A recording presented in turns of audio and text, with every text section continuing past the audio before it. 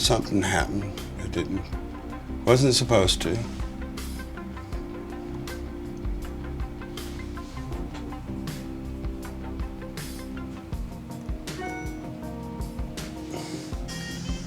So hello.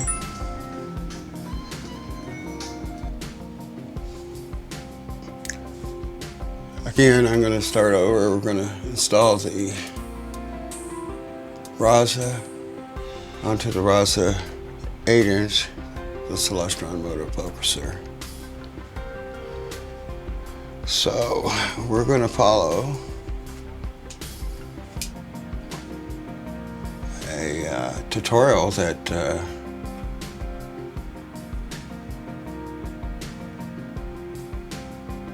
I believe he pronounced his name, let's see, Slymin. Slymin. And it's like a 7-parter. So let's see if we can get this going here.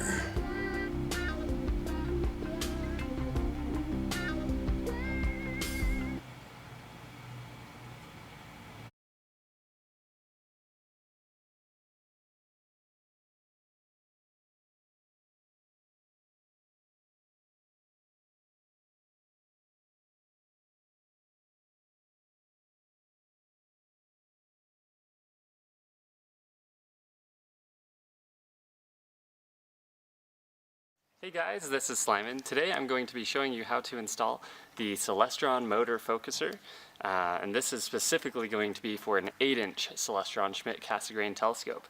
This is a super neat product. It's actually a pretty fun install, so let's get right to it. Celestron does include everything that you need to install the motorized focuser, so that includes the X wrench, the normal wrench, and the Phillips head screwdriver. So this is absolutely all that's required to install it. Optional, and I think it helps, is to get a small flathead screwdriver, some scissors, and some electric tape, and that helps in removing the stock rubber focuser cover. So this is really what's required, and this I just find helpful. The first thing that I like to do is to get a little bucket just to keep all your small little parts. So there's a few little set screws that come with this focuser, so I just like to put them in my bucket and anything small just so I don't lose it, which is kind of always a good idea when you're working with small parts. Okay, well, to get things started, you'll want to remove the stock rubber focuser cover, and if you can't do this with your fingers just by using force, you'll need to use like a multi-tool or a flathead screwdriver or pliers or something to get it off. And really, I think it just depends on, you know, how old your scope is or how much you use the stock focuser, and how hard this is to get off. So mine's pretty tricky to get off. So what I like to do is use a small flathead screwdriver to kind of get inside the focuser a little bit and then pry the rubber piece out. Now, that would probably mar up this ring here, so in order to prevent that, if you care, it's just easy to use a piece of electrical tape to cover that up to prevent it from scratching in case you need to use that plate later. And now I'm just going to pry this off, so I'm just going to get under that tape and start working on this. There we go. Let's see if it will come off now. Nope. Go a little bit more. Alright, so now I'm getting under there. Start helping out the flathead a little bit.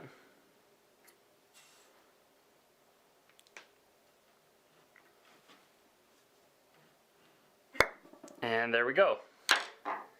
And by doing it that way, if you use pliers, you're probably gonna mess up this rubber a little bit. So by doing it this way, not only does it not mar your orange ring, but it also keeps your focuser cover in good condition too.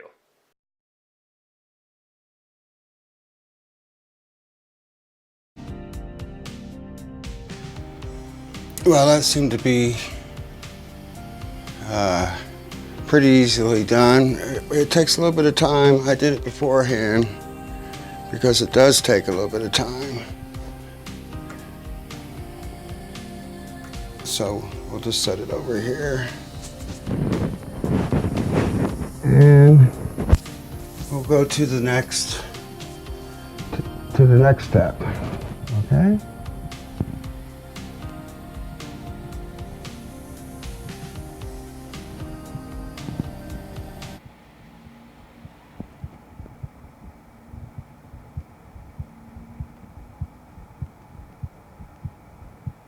Alright, so the next step is to remove the cover plate, and to do that you're just going to remove the 3 screws that hold it in. And with this motor focuser, Celestron actually includes a screwdriver, so you can just use this if you want. So I'm just going to remove this tape now that I'm done with it, and take out these screws.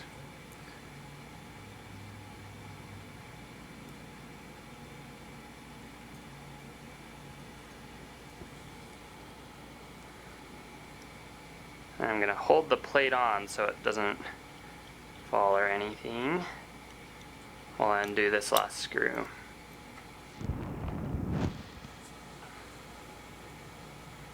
Once you've removed the stock cover plate, you can go ahead and put it into your bucket or whatever, but you're going to want to hang on to the 3 bolts because that's what you're going to use to install the new cover plate, which is actually the next step. Celestron does include 2 cover plates with the motorized focuser. You've got the full moon size one, as I like to say, and a gibbous size one, or the one with a bite out of it. And which one you use really depends on which telescope you're using, of course. So the Celestron Schmidt-Cassegrain telescopes that have a diameter of 11 inches or 14 inches, you'd want to use this circular full moon size one, or if you're using like a 11-inch RASA. So I'm actually using an 8-inch Schmidt-Cassegrain, so I'm going to set that one aside, and this gibbous sized one is the one that I would be using. And then lastly, with the cover plate, make sure that the side that has the indents is the side that's facing you. And then simply go ahead and get your 3 original cover plate bolts and put them back in.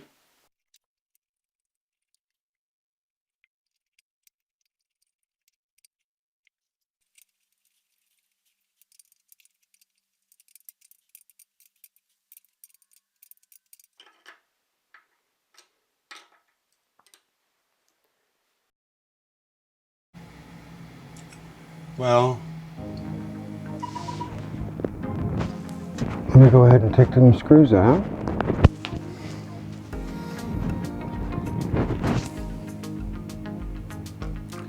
Like you said, you want to save these screws, because we're going to use these screws to put the other plate in there. So I should get a manicure.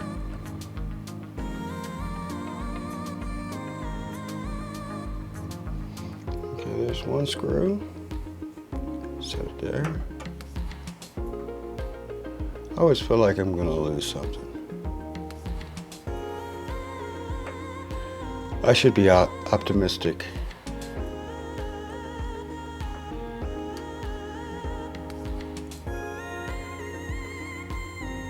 The plate really isn't, the screws really aren't in there that tight.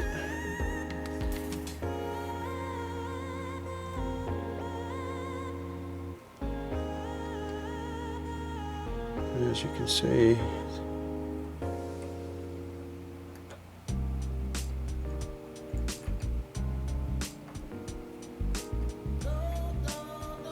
I should have taken out the bottom one first.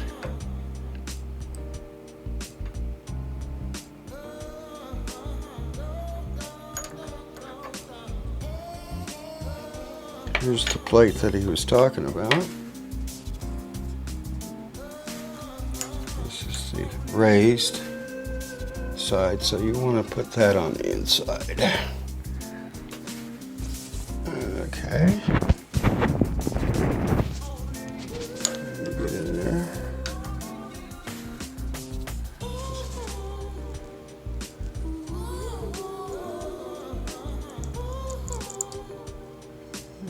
Put the 3 screws in.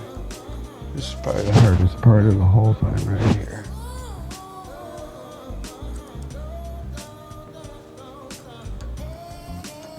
Trying to find that little hole. Because you can't really see it.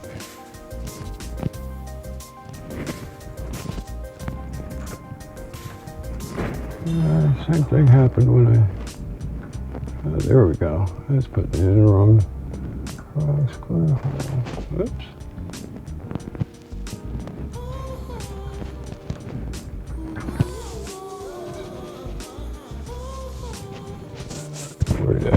There it went.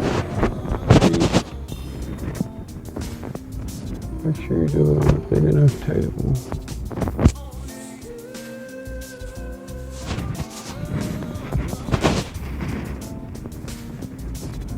Let me lift this thing up. There it is.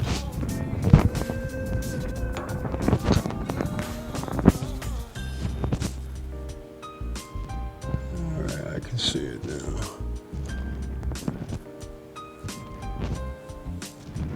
Yeah, let's see if I can.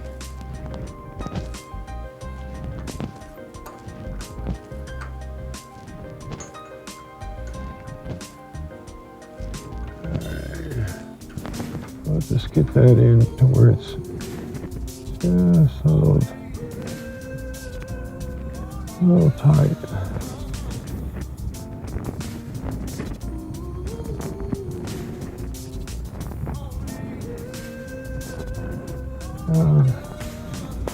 Alright, grab another screw here.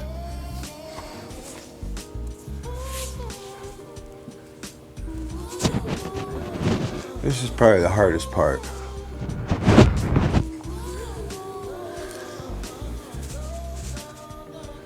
Yeah, there's the other hole.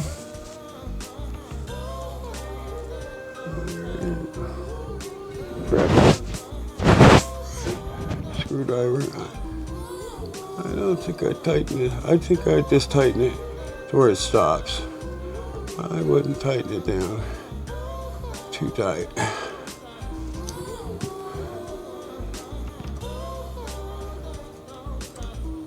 There we go. I use the other screw hole to line it up with. Alright, there's that third screw right here. I hope you can hear me.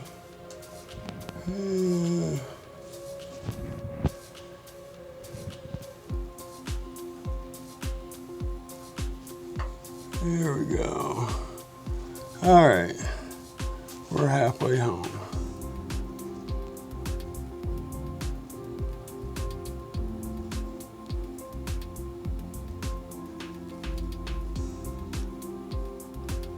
Like I said, I think I would just tighten it where it feels like it's tight. I don't think I'd. This feels good. Yeah, see, it's.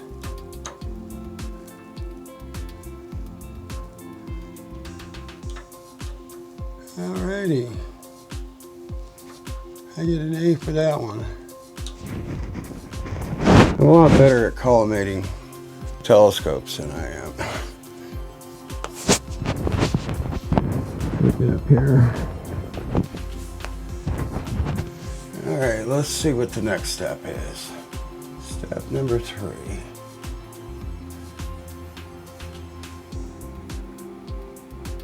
Okay, so now that our new cover plate is installed, we actually need to make sure that once our motorized focuser is installed, that we will have access to the motor coupler clamping bolt. And you can see that bolt here. Now to do that, we need to make sure that this arrow falls within the range on the rear of the motor coupler. So this arrow that's on the motor housing needs to point somewhere inside of this little white line here. And mine does not, so we're going to need to use the supplied wrench to make the adjustment. Alright, so I'm going to take the wrench now and make that adjustment.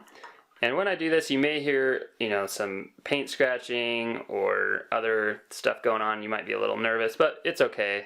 It should rotate without a problem. So there we go. Now it's right in the middle, right where it needs to be.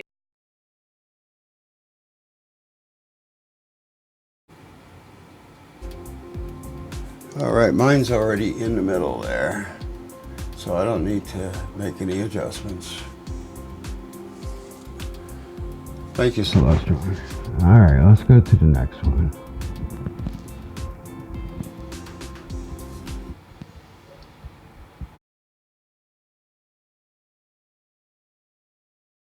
So you'll notice on the 6" through 9¼ telescopes that the diameter of the opening on the motorized focuser is much larger than the actual focuser shaft. So there's actually no way for the focuser to grab that and turn it. So what we need to do is install the included adapter sleeve to basically make this opening more narrow so we can grab onto that focuser shaft. So that's what we need to do next. Alright, so the next step is to loosen this clamping bolt a few turns just so that we have some room to work with in here. So you're going to use the hex wrench that Celestron includes with the motor focuser, or your own hex wrench I guess for that matter, to loosen this clamping bolt. Just a few turns.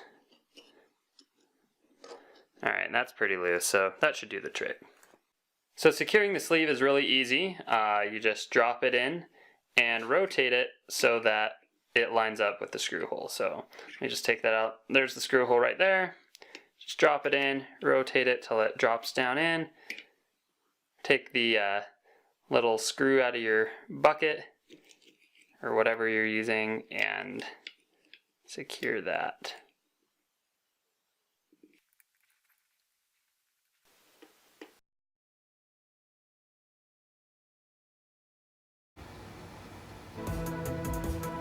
Okay. Alright. I'm going to put the little sleeve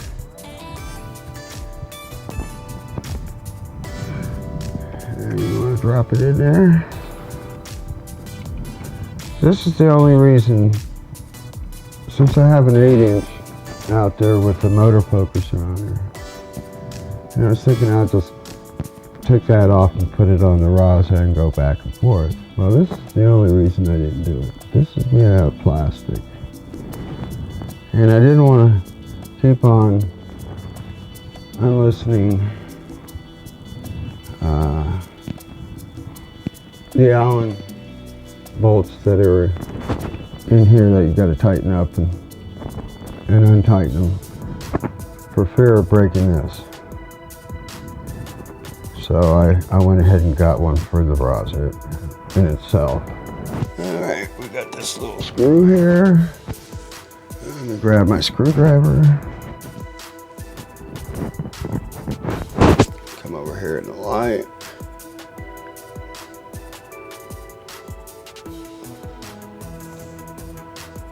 I don't know if you can see that. Tighten that down. That was the only reason. If it would have been made out of metal, I probably would have.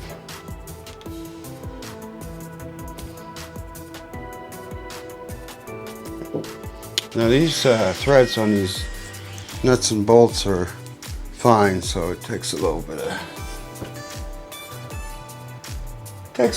doing.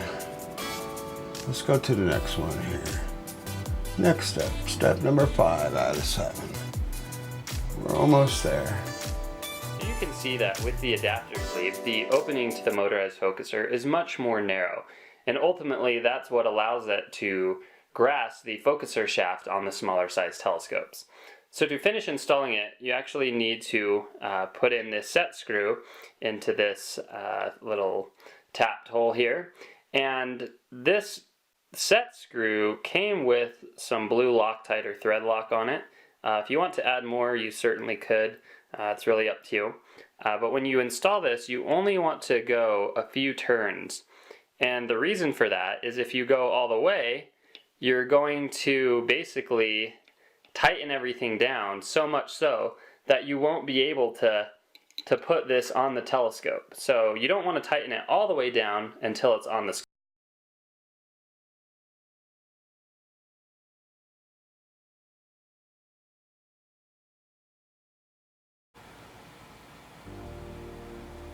I got kind of caught there.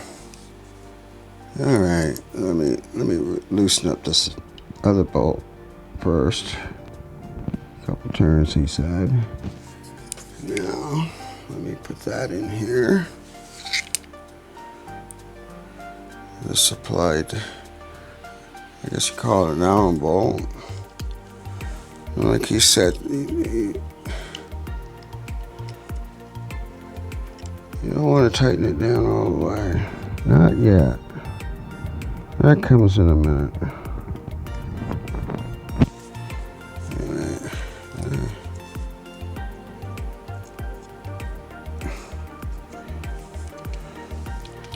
And it's fairly easy. Let me come over here so you can.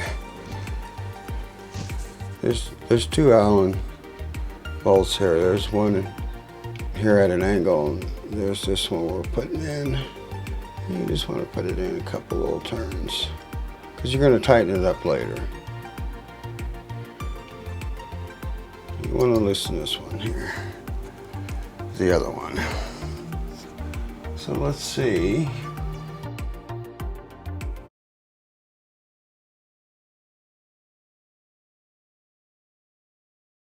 Okay, the next step is actually putting on the motorized focuser onto the telescope, so the fun part. So to do that, you're just going to want to make sure that you use these two securing bolts here and here. And really what's nice is the cover plate has so many holes, you can really determine what orientation works best for you. So, you know, if you want it straight up and down, that works, or you can kind of cant it off to the side, or you could do directly sideways, or whatever works best for you, you can do it that way. You just want to make sure the holes line up, so you can, you know, here and here, or you could go here and here, whatever way works best. So I'm just gonna insert the motorized focuser into the focuser shaft here on the telescope and tighten this guy, kind of take turns here, tighten one, tighten the other, until we get it nice and snug.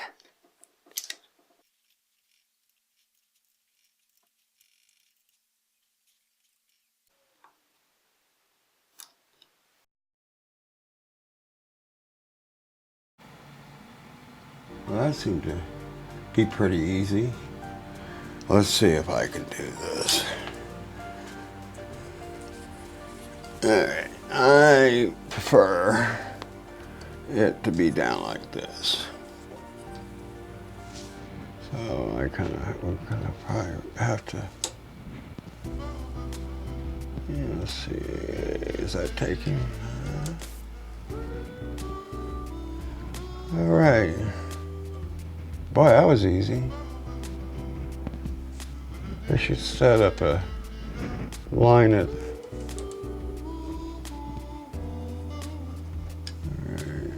Let me try the Allen wrench. I think that's the Allen wrench that goes in there. Oh, that is the Allen wrench that goes in there. Screwdriver helped him out a little bit.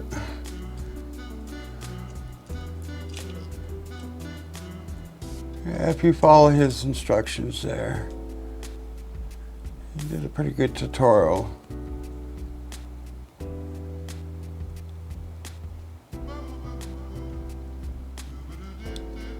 Yeah, it's going in nice and actually. Alright.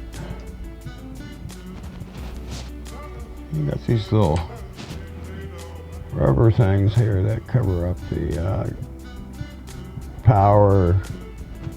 There's a power where you can have external power.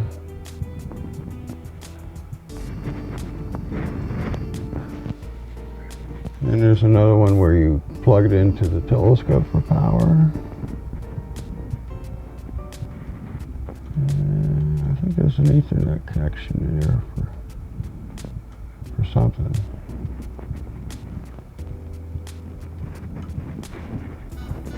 And then we go back over here and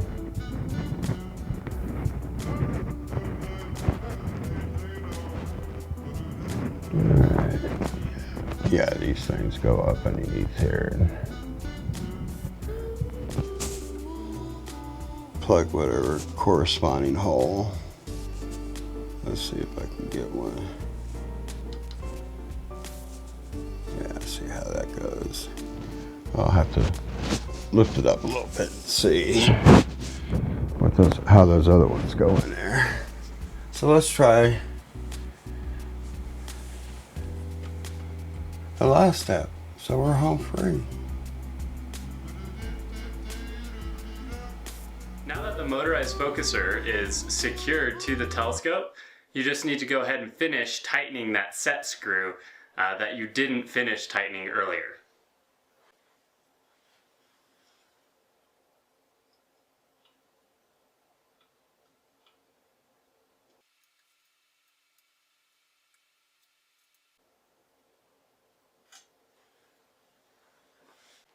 The final step in installing the Celestron motorized focuser to your telescope is to re-tighten the clamping bolt that we loosened earlier. So let's just go ahead and do that now. Nice and tight. That way you don't get any slippage or anything like that. And if you do, obviously you can go back and re-tighten things if you need to.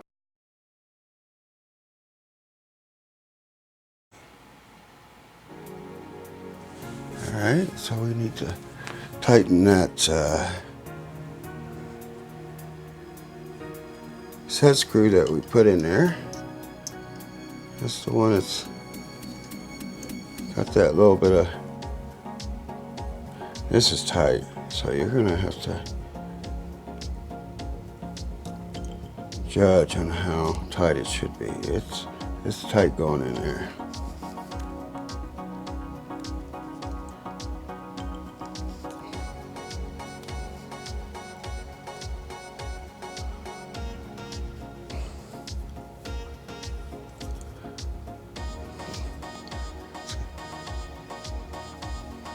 Like you said, it has that, it goes in there quite a bit. So you're gonna, like he said, if you get slippage, you can always come back in here.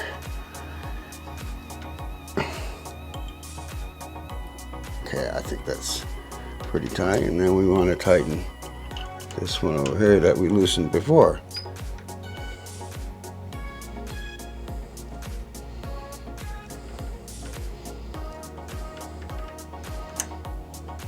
Boy, that sucker's nice and tight on there. All right, let's go to the, he does a little demonstration here.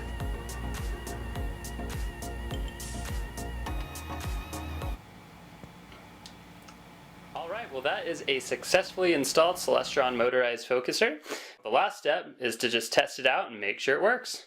Alright, so we're just going to test it out now on the mountain side. So I'm using the hand controller and I'm just going to move the focuser position here. There we go. No image shift at all, which is just so nice. Oh, looks like I went past it a little there. So you can see, it works out. Pretty neat. Alright, well that is how you install the awesome Celestron motor focuser on an 8-inch Celestron Schmidt-Cassegrain telescope. So thanks so much for watching, hope you enjoyed it, and clear skies.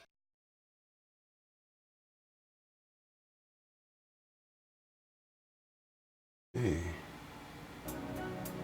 Well, that was easy, wasn't it? Now, one of the things you're going to have to do is you're going to have to update your firmware.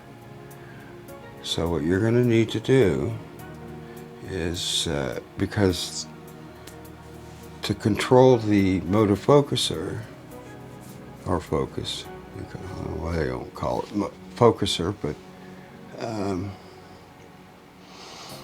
you need to update your hand controller, and it would be under utilities, and you go to focuser, and there's a calibration there. When it runs the calibration, you want to run that first after you do the firmware updates and everything. What it does, it goes to both sides of the travel of the focuser, so the focuser knows where the stops are on either side of the focus.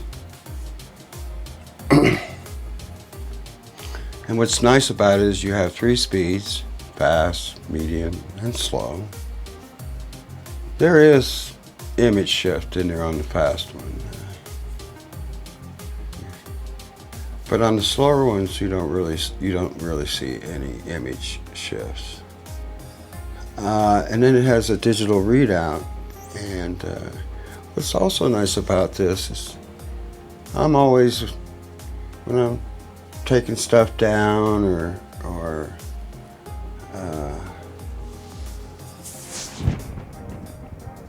you just happen to touch the focuser, and then when you come back out, especially if you're doing with cameras and everything, you tend to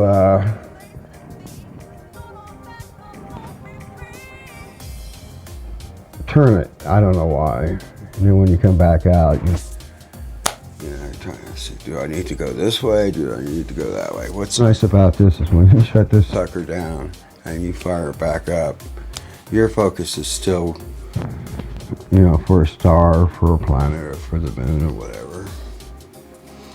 And then throughout the night you can tweak it. Now, on his website,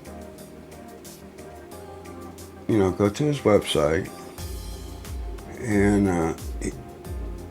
he has instructions on how to update the firmware, because you need to download Celestron firmware management app, and that's what downloads all the firmwares. I think I had like 13 of them that needed to be updated. I'll show you how to do it for the hand controller that's USB, the little mini USB, and also the serial port. Now, for you people, Apple people, we always get left in the dark, don't we? You're going to need to download Java to run the Celestron firmware management system. I know it. I did it on my laptop. I didn't do it on my main computer. It just takes a second to download and install, and off you're going. Because you're going to need to plug the hand controller into your mount. And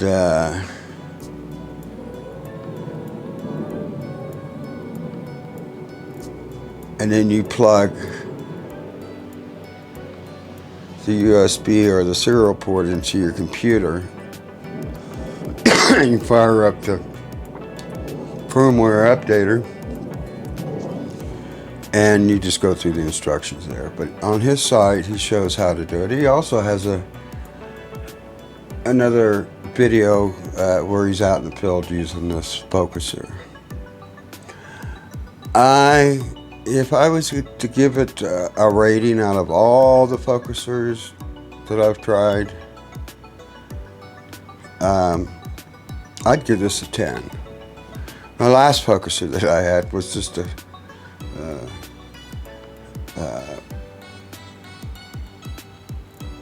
clothespin clamped onto the knob there, and you just get it focused, and then you put the clothespin in on there, and you can get a really fine adjustment with your finger. And I thought it was Cat's Meow back in the 80s. JMI, Jim Mobile, or I still call it Jim Mobile, because at that time he was still into the TV repair, satellite and TV repair. Yeah, I hope you all could still hear me. My mic fell down here. I got a little wireless mic here. And it's kind of up against my skin there. I hope I didn't muffle everything, but you should have been able to hear me. I bought his motor focuser back, and I just thought it was the Cat's Meow. And I used that thing until I think I had to buy another hand controller. I just used it to death. But I think you'll enjoy. I think it's worth. It's about $199, and it's worth the. It's worth it. And let me just go over here to the RASA right now. Let me back this up here.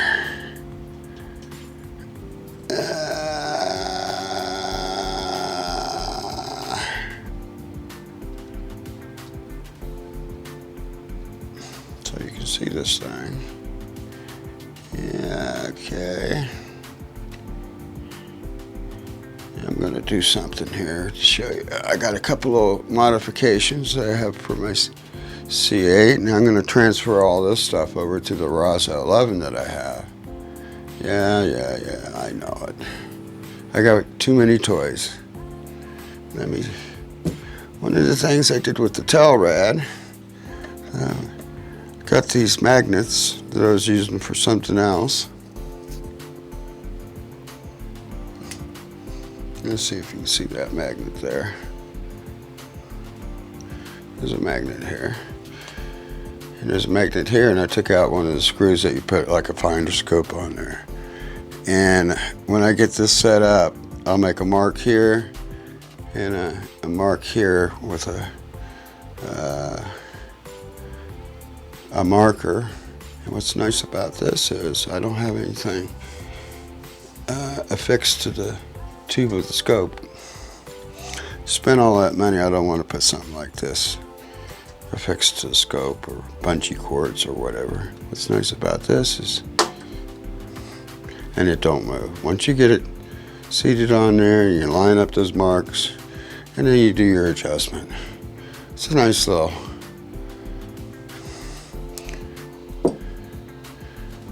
thing. And then when I get ready to, I just pull it off and take the scope out of the mount.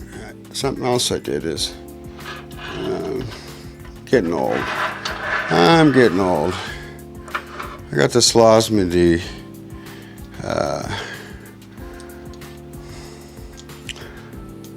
this is where counterweight weight would go, and a big old screw here, and the counterweight screws onto it. Well, I took that off. Went to Home Depot, got an eye bolt and a bolt. I need to get some lock nuts for this.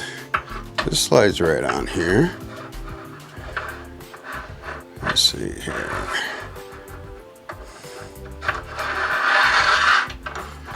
What's nice about this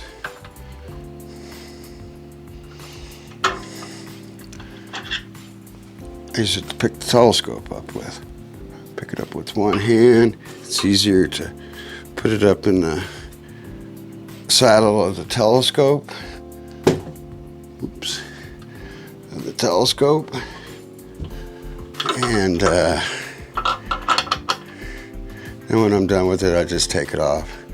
And then I have another one of these, like I said, from Slymin, in case I need to put a little bit of weight on here to be able to balance it in declination,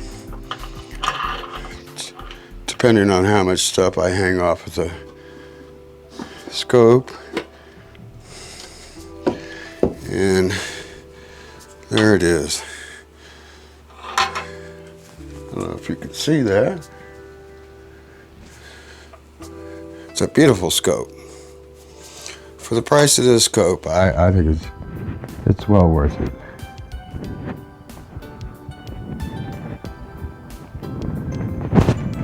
I think I got through that without any big problems.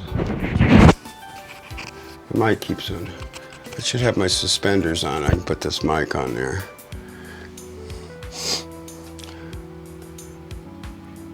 As soon as we get some clear skies, that sucker is going up.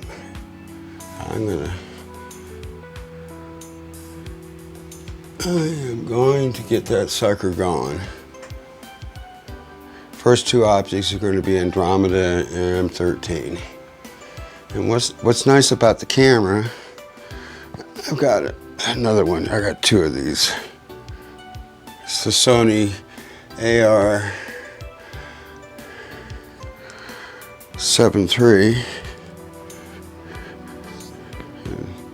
I'll just, there's the sensor. It's a full frame sensor. What's nice about this, and I'm not doing any live stream or anything, I can connect to the camera with my computer and wirelessly with my iPad or with my iPhone, and I can make the camera adjustments and do the exposures and start shooting and everything. What's nice about it, no wires. So there's no wires that are in front of the corrector plate there for diffraction spikes or whatever. And it's just one less thing coming out of the telescope. I've seen some telescopes that look like a spaghetti, believe me. But hey, that was pretty easy. I don't know how long it took us.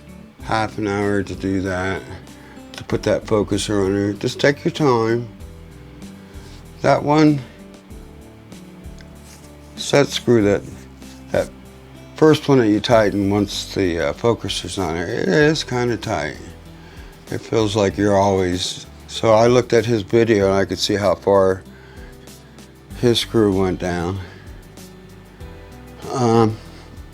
Keep all your stuff. Got a nice little screwdriver. You could probably use it for collimations.